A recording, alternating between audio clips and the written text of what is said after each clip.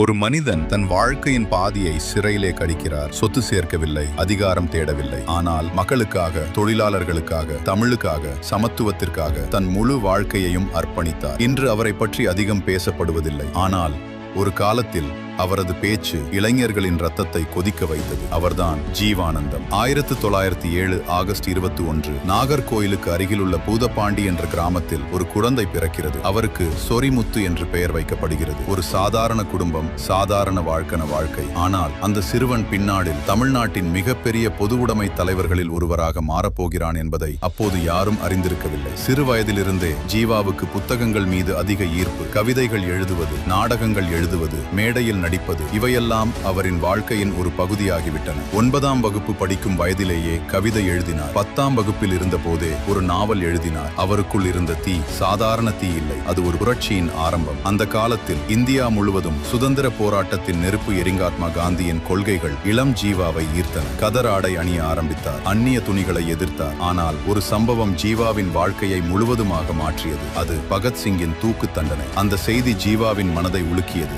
நான் ஏன் நாத்திகன் ஆனேன் என்று பகத்சிங் எழுதிய நூலை தமிழில் மொழிபெயர்த்தார் ஜீவா. அந்த புத்தகம் வெளியான சில நாட்களிலேயே அவரை கைது செய்தனர்.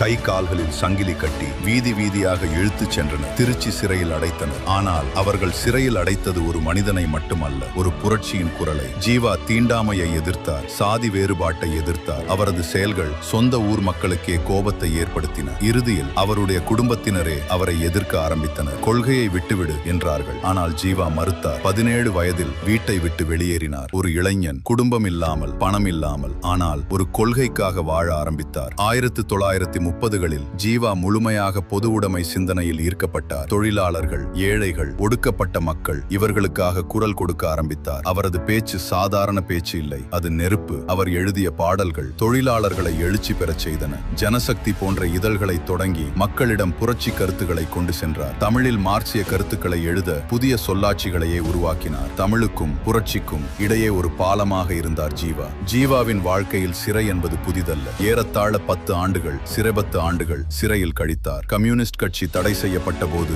இலங்கைக்கே சென்று செயல்பட்டார். சிறை, வறுமை, அரசியல் அழுத்தம் எதுவும் அவரை உடைக்கவில்லை. அவர் மீண்டும் மீண்டும் எழுந்தார். ஏனெனில் அவர் போராடியது தனக்காக அல்ல, மக்களுக்காக. 1952 சென்னை வண்ணாரப்பேட்டை தொகுதியில் இருந்து சட்டமன்ற உறுப்பினராக தேர்ந்தெடுக்கப்பட்டார். அங்கும் அதே ஜீவா, அதே தீ. மதுவிலக்கு பற்றி பேசும்போது மது குடிக்காதே என்று காந்தி மட்டும் சொல்லவில்லை, 2000 ஆண்டுகளுக்கு முன்பே வள்ளுவர் சொன்னார் என்று சபையையே அதிர வைத்தார். ராஜாஜி போன்ற பெரிய தலைவர்களிடமும் தயங்காமல் கேள்வி கேட்டார். அதிகாரத்திற்கு எதிராக நின்றார்.